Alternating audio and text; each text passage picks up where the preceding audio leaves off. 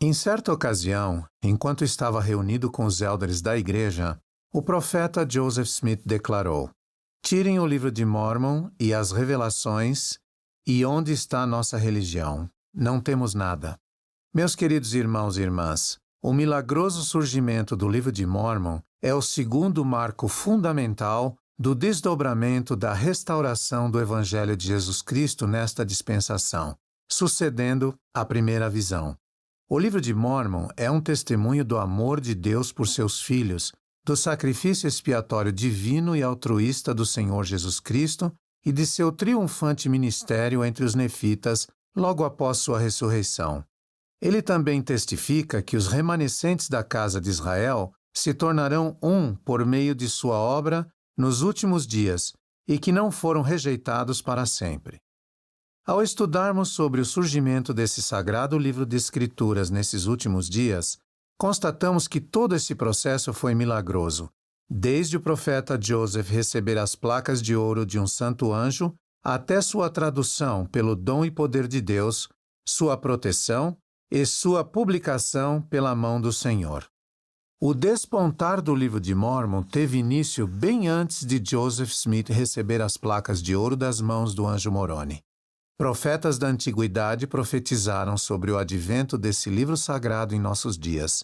Isaías falou sobre um livro selado, dizendo que as pessoas contenderiam sobre a palavra de Deus quando o livro surgisse. Essas circunstâncias preparariam o cenário para que Deus realizasse sua obra maravilhosa e um assombro, fazendo com que a sabedoria dos seus sábios perecesse e o entendimento dos seus prudentes se escondesse, enquanto os mansos teriam cada vez mais regozijo no Senhor e os necessitados entre os homens se alegrariam no Santo de Israel. Ezequiel falou que a vara de Judá, a Bíblia, e a vara de Efraim, o livro de Mórmon, seriam reunidas em uma. Tanto Ezequiel no Velho Testamento quanto Leí no livro de Mórmon mencionaram que elas seriam unidas com o intuito de confundir falsas doutrinas, estabelecer paz e nos levar a conhecer os convênios. Na noite de 21 de setembro de 1823, 3 anos e meio após ter tido a experiência da primeira visão, Joseph, em resposta às suas sinceras orações, foi visitado 3 vezes pelo anjo Moroni, o último profeta do povo nefita na América Antiga. No decorrer dessas visitas, as quais duraram toda a noite, Moroni disse a Joseph que Deus tinha uma obra maravilhosa para ele realizar, a tradução e a publicação ao mundo das palavras inspiradas de profetas antigos do continente americano. No dia seguinte, Joseph foi ao local, não muito longe de sua casa, onde as placas haviam sido enterradas por Moroni no final de sua vida, séculos antes. Lá, Joseph viu novamente Moroni, que o instruiu a se preparar para receber as placas no futuro. Nos 4 anos seguintes, no dia 22 de setembro de cada ano, Joseph recebeu de Moroni instruções adicionais a respeito de como o reino do Senhor deveria ser conduzido nos últimos dias. A preparação de Joseph também incluiu visitas de anjos de Deus, revelando assim a majestade e a glória dos eventos que aconteceriam nesta dispensação. Parte dessa preparação incluiu seu casamento com Emma Hale, em 1827. Ela desempenhou um importante papel, ajudando o profeta durante toda a sua vida e seu ministério. Aliás, em setembro de 1827, Emma acompanhou Joseph ao monte, onde as placas estavam enterradas, e o aguardou enquanto o anjo Moroni entregava o registro nas mãos dele. Joseph recebeu a promessa de que as placas seriam preservadas se ele empregasse todos os seus esforços para mantê-las seguras até que fossem devolvidas às mãos de Moroni. Meus queridos companheiros no Evangelho, muitas das descobertas de hoje a respeito de épocas antigas ocorrem durante uma escavação arqueológica ou até por acidente durante a construção de um projeto. Joseph Smith, no entanto, foi conduzido às placas por um anjo. Esse evento, por si só, foi um milagre. O processo de tradução do livro de Mórmon também foi um milagre. Esse antigo registro sagrado não foi traduzido da forma convencional, como os intelectuais traduziriam textos antigos, por meio do aprendizado de um idioma arcaico. Precisamos olhar para o processo como uma revelação, com o auxílio de instrumentos tangíveis disponibilizados pelo Senhor, em contraste com uma tradução feita por alguém que possua o conhecimento de idiomas. Joseph Smith declarou: "Pelo poder de Deus, traduzi o livro de Mórmon a partir de hieróglifos cujo conhecimento estava perdido para o mundo. E nesse evento maravilhoso, eu estava sozinho, um jovem inculto, para combater com uma nova revelação a sabedoria do mundo e a ignorância multiplicada de 18 séculos. O auxílio do Senhor no tocante à tradução das placas, ou por assim dizer, a revelação delas, também fica evidente quando refletimos sobre o espaço de tempo milagrosamente curto em que Joseph as traduziu.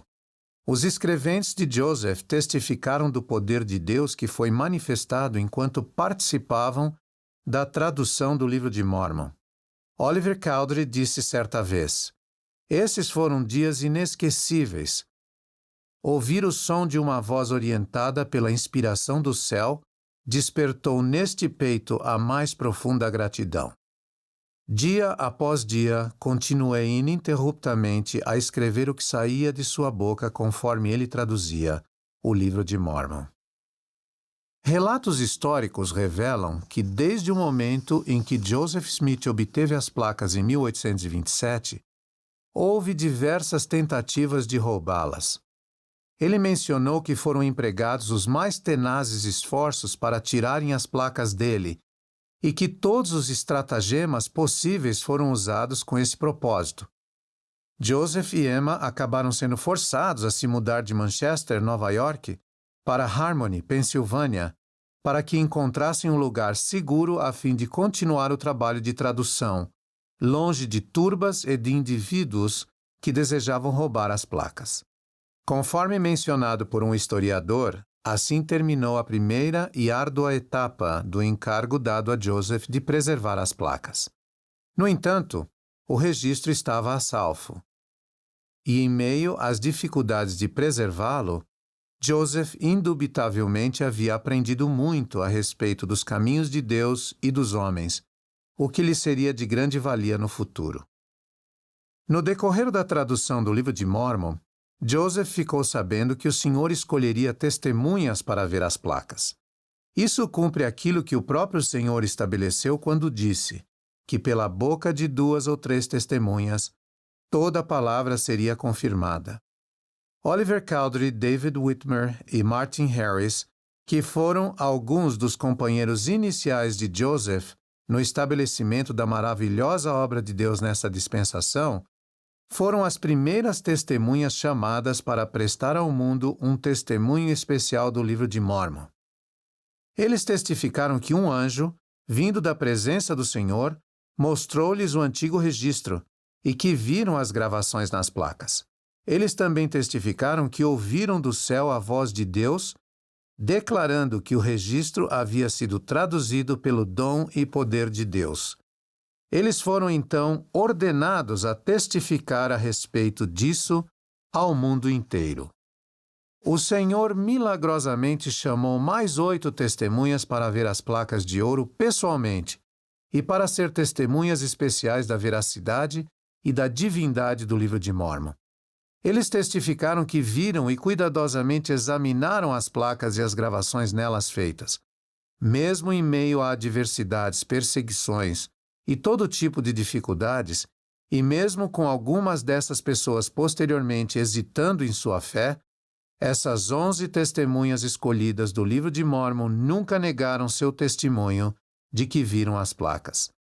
Joseph Smith não era mais a única pessoa com o conhecimento das visitas do anjo Moroni e da existência das placas de ouro. Lucy Mack Smith registrou que seu filho chegou em casa repleto de alegria após as testemunhas terem visto as placas. Joseph explicou a seus pais: "Sinto como se tivesse sido tirado de mim um fardo muito difícil de suportar, e minha alma se regozija, pois não preciso mais estar inteiramente sozinho no mundo." Quando a tradução do Livro de Mórmon chegou ao fim, Joseph enfrentou muita oposição para publicá-lo. Ele conseguiu convencer um tipógrafo chamado Egbert B. Grandin, em Palmyra, Nova York, a imprimir o livro somente depois que Martin Harris, em um ato de grande fé e sacrifício, hipotecou sua fazenda como garantia pelos custos da impressão. Devido em parte à contínua oposição após a publicação do Livro de Mórmon, Martin Harris demonstrou sua fé ao vender 151 acres de sua fazenda para pagar todos os custos da publicação. Por meio de uma revelação dada ao profeta Joseph Smith, o Senhor instruiu Martin Harris a não se apegar à sua propriedade e a pagar os custos da impressão do livro, que contém a verdade e a palavra de Deus. Em março de 1830, os primeiros 5.000 exemplares do Livro de Mórmon foram publicados, e nos dias de hoje, mais de 180 milhões de exemplares já foram impressos em mais de 100 idiomas. Os fatos históricos e as testemunhas especiais do Livro de Mórmon testificam que seu surgimento foi realmente milagroso.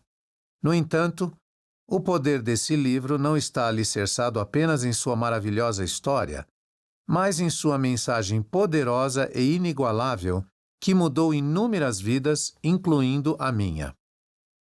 Li o Livro de Mórmon inteiro pela primeira vez quando era um jovem aluno do seminário. Conforme recomendado por meus professores, iniciei a leitura começando por suas páginas introdutórias. A promessa contida nas primeiras páginas do livro ainda ressoa em minha mente.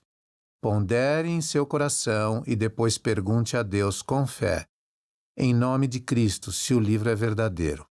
Os que assim fizerem obterão, pelo poder do Espírito Santo, um testemunho de sua veracidade e divindade. Com essa promessa em mente, buscando sinceramente obter mais conhecimento sobre sua veracidade, e estando em espírito de oração, estudei o Livro de Mórmon, pouco a pouco, à medida que completava as designações semanais do seminário. Lembro-me como se fosse ontem de que um cálido sentimento gradualmente começou a dilatar minha alma e a preencher meu coração, iluminando meu entendimento e passando a se tornar mais e mais deleitoso, assim como descreveu Alma quando ensinou a seu povo a palavra de Deus.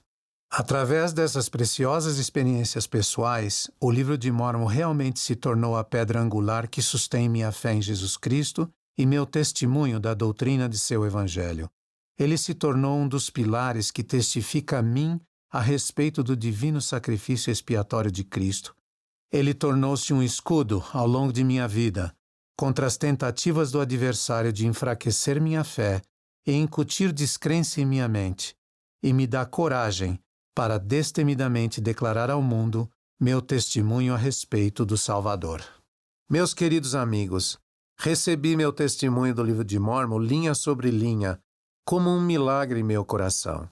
Até os dias de hoje, esse testemunho continua a crescer, à medida que, com um coração sincero, procuro entender mais plenamente a palavra de Deus, conforme registrada nesse extraordinário livro de Escrituras. A todos os que ouvem minha voz hoje, eu os convido a fazerem parte do maravilhoso processo do surgimento do Livro de Mórmon em sua própria vida. Prometo-lhes que, ao estudarem suas palavras em espírito de oração e de modo consistente, vocês poderão desfrutar em sua vida as promessas e as ricas bênçãos nelas contidas. Reitero mais uma vez a promessa que ressoa em suas páginas de que, se perguntardes a Deus, o Pai Eterno, em nome de Cristo, se estas coisas não são verdadeiras, e se perguntardes com um coração sincero e com real intenção, tendo fé em Cristo, Ele misericordiosamente vos manifestará a verdade delas pelo poder do Espírito Santo.